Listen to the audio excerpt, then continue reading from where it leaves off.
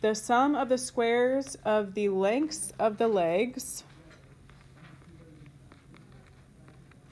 is equal to the square of the hypotenuse. So we talked about hypotenuse and legs a little bit. We'll kind of mark it in on this over here. Remember that the side across from the right angle is called the hypotenuse. And these two sides that are touching the right angle are called the legs. So there are two of them, just like you have two legs. A right triangle has two legs. So the squares, the sum of the squares of the lengths of the legs is equal to the square of the hypotenuse. And we have an equation for that. It is this. If a squared plus b squared is equal to c squared, that's your Pythagorean theorem, then ABC is a right triangle. So a squared plus b squared equals c squared. That's the equation we will be using for like the next week, okay? You can do a lot with it.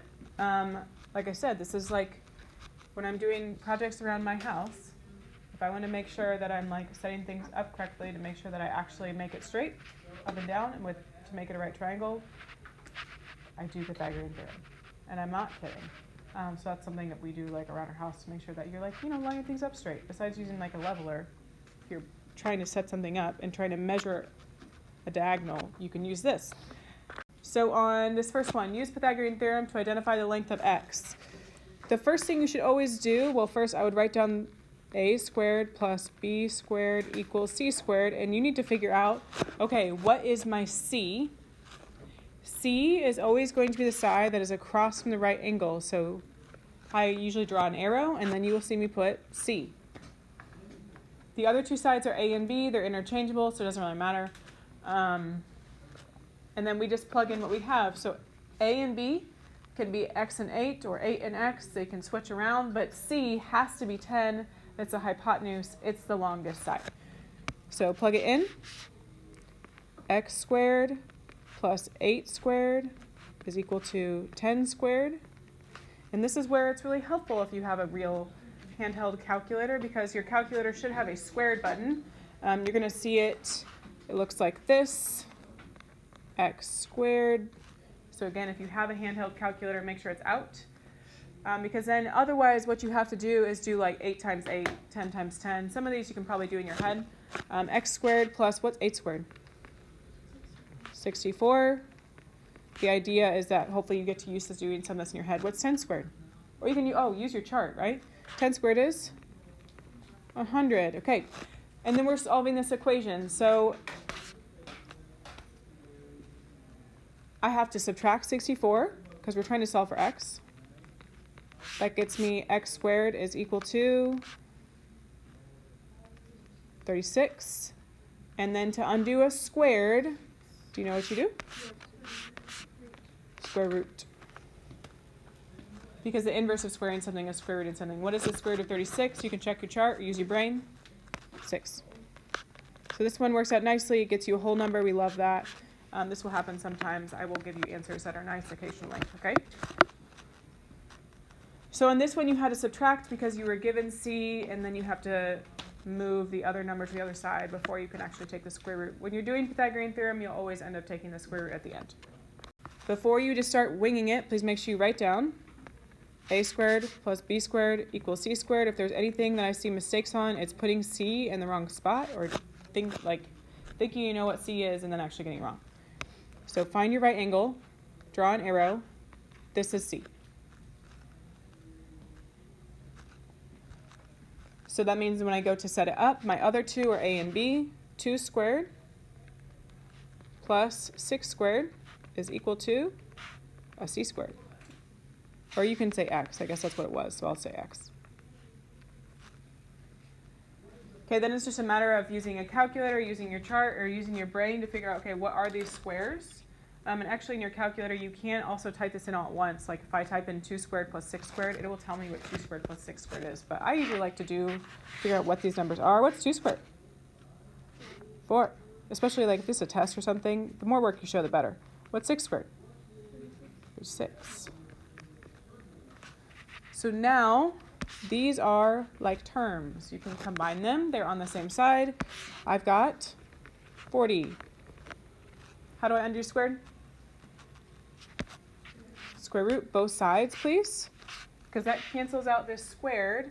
And now we're just trying to figure out, okay, what's the square root of 40? Well, if you type in square root of 40 in your calculator, what are you going to get? You're going to get a decimal. Unless you have these really awesome Casio calculators that will simplify radicals for you, which is amazing. Which is why you have to do this stuff from yesterday. So then you're like, okay, that gets me a decimal. I don't want your decimal answer. Please don't give it to me.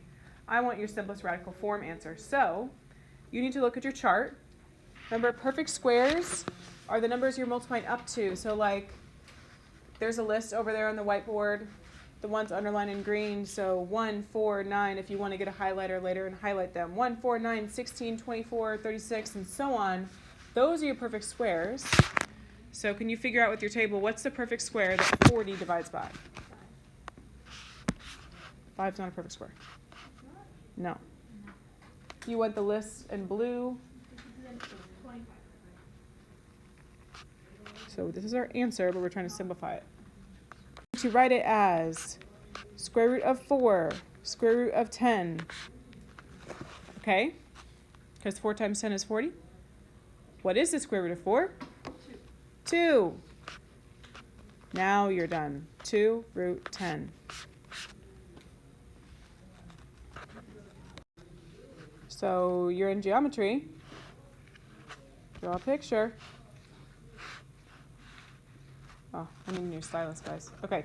The diagonal. Yes, when we talk about a diagonal, we literally mean diagonally across the room. You're going to talk about that a lot this semester. The diagonal, we are told, is 40 yards. Okay, and it's a square, so what kind of angles do we have? Sure do. Okay, so this is C. What is the length of the side of the room? Okay, you don't know what the length is of the side. So what should we label sides? X, X and Y. Okay, here's the thing. What do you know about squares? The sides are the same, so actually X and X is perfectly fine. Because all sides are the same. Or all sides are equal or congruent. So we'll call them X and X.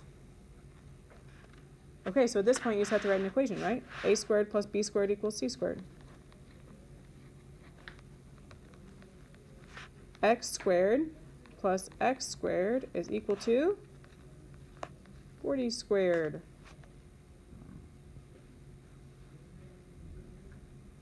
Does a pencil work? Okay. This one's interesting. X squared plus X squared, you don't have like numbers to subtract to the other side. These are like terms. So you should combine them and get 2x squareds. So there's 2 of them. And 40 squared is a pretty big number. You actually have it on your chart. What's 40 squared? 1,600. Okay, but you're not done because you're trying to solve this equation. You can't take the square root yet. You know why? The 2. So divide by 2 first. And that would get us 800.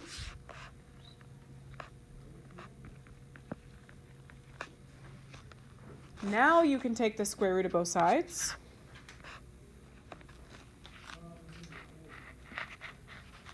But when you do the square root of 800, like you can always check in your calculator, right? If I do square root of 800, again, the button you would want to check that is like shift or second and then x squared.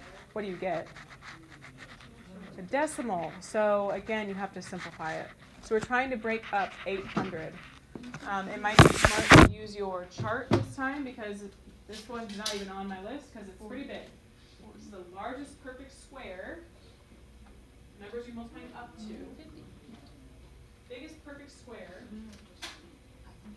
that 800 divides by.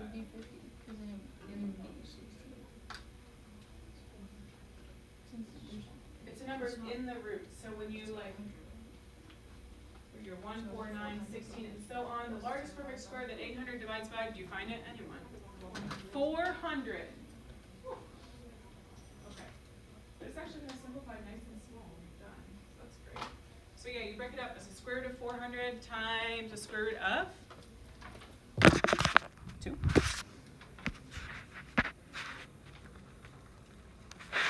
I'm running out of room. 400 square root of 2. What is the square root of 400? It's on your chart. 20, because 20 times 20 is 400. So it becomes, final answer, 20 root 2. This is a word problem. I'm leaving it in simplest radical form because it didn't ask for it as a decimal. 20 root 2 yards. And so draw your picture. Doesn't have to be perfectly like exact, but make sure you put the right angle. 10 is a hypotenuse. The leg is 5. Obviously we don't know what this one is, but we do know that this guy needs to be C because it's across from the right angle. Or you can like draw an arrow and circle it if you want. I don't know. However you want to make sure you have the right thing. What is the length of the missing side? A squared plus B squared equals C squared. X squared plus 5 squared is equal to 10 squared. And then we'll try and simplify piece by piece.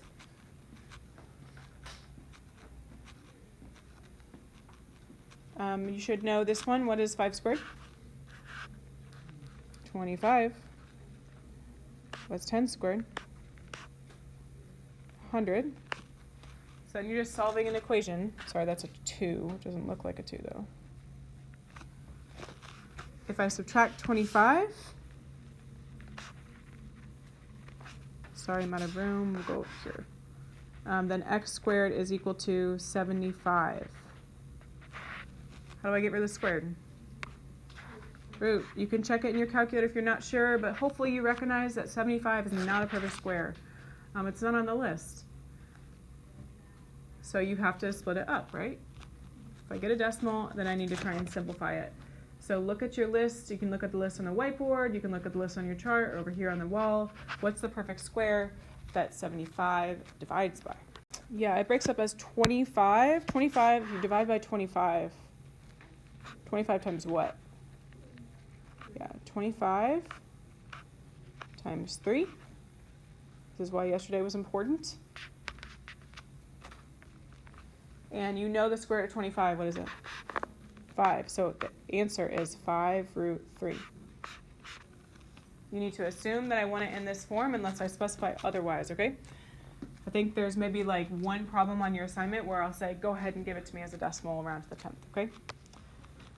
Okay, last thing today is use the Pythagorean converse to state if each triangle is a right triangle. So all that means is that if I can do a squared plus b squared equals c squared and the left side is equal to the right side and it works, then it's a right triangle.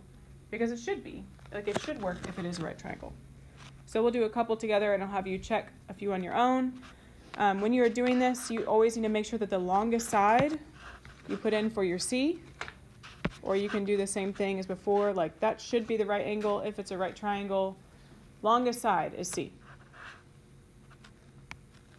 So again, you're just using a squared plus b squared equals c squared. You actually don't even have to solve for this. You're just checking. So a and b are the shorter sides, 9 squared plus 12 squared, and that should be equal to 15 squared if it's a right triangle. This is where you now need to get your numbers. What's 9 squared? 81. 12 squared? 144. And 15 squared is? 225. So then we're just trying to check and make sure, okay, does this work out for us? What is 81 plus 144? So this is like a question mark. Does this work? I don't know. It does? Okay, so if I add those up, I get 225 equals 225. So did Pythagorean theorem work? Yes. And so you would say yes. Okay? So make sure the longest side is C. We're going to do the next one together, and then I'll have you do the next 1, 2, 3, 3 on your own, because the next one is a little weird. That'll be our last one we do as a whole class, okay? F is different because, as you see, one of the lengths is in simplified radical form. And so when you go to plug it in, so this is C, because it's hypothetically across from your right angle. I'm doing 10 squared plus, this is where it gets strange. Because it's got a root already, we're going to put it in parentheses. 2 root 39 squared is equal to 16 squared. Well, or at least we want to know, is that true? It might not be. I should have made a chart today. Okay. 10 squared we know is 100. Okay, and this is the part that's confusing. When you square this, you need to distribute the squared, to both of these. So you go ahead and do 2 squared, which is 4. But then when you take square root and you square it, it just cancels out. So this is 4 times 39. Because the squared cancels out the square root. And 16 squared, you can probably figure out, you can look at your chart. Is it 196? Oh, I'm like way off. Yep, thank you. 256. That sounds better. You're doing 100 plus, I assume it's going to work out, but let's double check. 156. So, is the left side equal to the right side? Yes. You add those up, you get 256. So, is it a right triangle? Yes. There's going to be times where this does not work. So what I'd like you to do is go ahead and try G, H, and I.